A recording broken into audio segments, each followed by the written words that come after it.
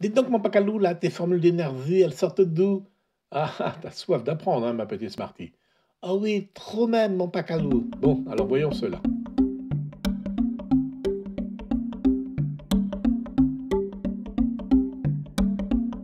Commençons peut-être par le plus simple, l'énergie potentielle, qui s'exprime selon la formule ici sur fond rose.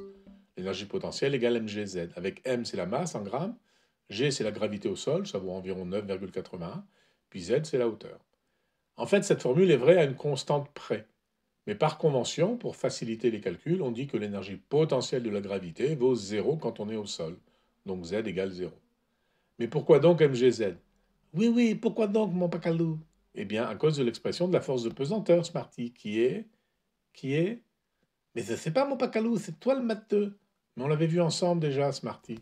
Alors, la force que subit un objet s'exprime en mg. M, la masse, fois g, la gravité.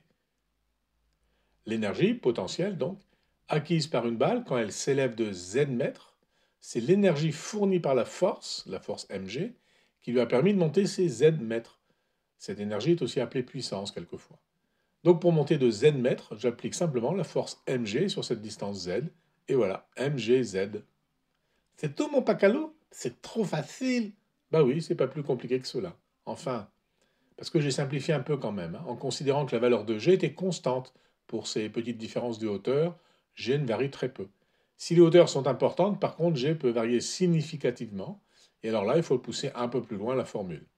En tout cas, du coup, maintenant, tu es chaude pour calculer aussi l'énergie cinétique, ma petite Smarty. Euh, ben là, dans ta formule, il y a de la vitesse, mais il n'y a pas de distance, là, mon Pacalou. Je ne vois pas trop comment faire. Eh bien, on peut raisonner ainsi, Smarty. Alors, toujours d'après Newton, on sait que la force, c'est égal à m fois l'accélération. M étant la masse. L'accélération a, on sait que c'est la dérivée de la vitesse par rapport au temps. Donc, je peux écrire que F, la force, c'est égal à m que multiplie dv sur dt. Si j'applique ça sur un micro-mouvement qui fait une distance dx, eh bien j'ai f dx qui est égal à mdv sur dt dx. Et ça me donne donc f de dx égale mdv fois dx sur dt. Mais c'est une entourloupe là mon Pacalou, ton dv sur dt dx qui devient dv sur dx sur dt. Disons que c'est un raccourci de physicien, Smarty. En fait, on peut le démontrer rigoureusement en maths. Bon, bref, je continue. Alors maintenant, depuis cette formule, j'intègre des deux côtés. J'ai donc l'intégrale de la force, f dx, qui est égale à l'intégrale m dv de dx sur dt. Et donc, j'ai l'intégrale de la force fois dx, c'est-à-dire l'énergie que j'ai dépensée, est égale à intégrale de mv dv, eh bien, c'est 1 demi de mv au carré, plus une constante toujours.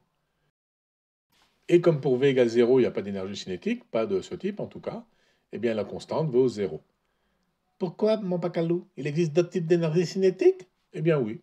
Par exemple, un corps en rotation sur lui-même a une énergie cinétique de rotation, comme l'exemple de la danseuse là qui s'accélère en serrant son corps. Mais là, nous dépassons le niveau de cette vignette, Smarty. Oui, oui, ne dépassons pas, mon Pacalou. Tiens, d'ailleurs, il est 18 h, on a dépassé là, mon Pacalou, on a déjà dépassé, hein. L'heure des croquettes? Oui, oui, j'ai compris, on y va.